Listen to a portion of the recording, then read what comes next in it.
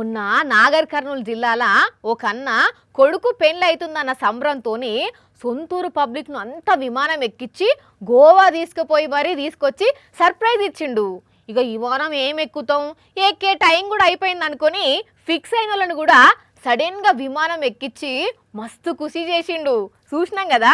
అయితే నా ఇంట్లో నా కొడుకు పెళ్ళంటే నా ఫ్యామిలీకే పండగ కాదు, నన్ను సాది సవరించి ఇంత ఎత్తు చేసిన సొంతూరు కూడా నాకు సొంత ఇల్లు లెక్కనే అని ఊరంతా చీరలు పెట్టి అమ్మలక్కలకు పెళ్లి కారట్లు ఇచ్చిండు యోగి అన్న.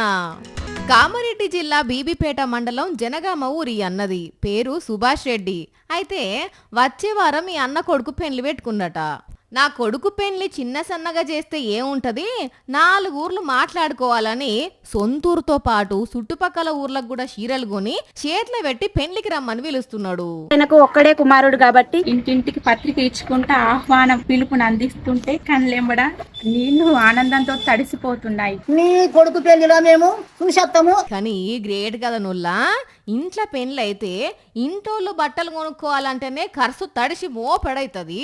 అసొంటిది చాలా ఊర్లకు చీరలు వంచుడంటే మామూలు మాటలా? ఎన్ని చీరలు కొన్నాడో ఎంతగానం ఖర్చు అయిందో గాని ఊర్లకు చీరలు వంచుడు నిజంగా సూపర్ పోండ్రి.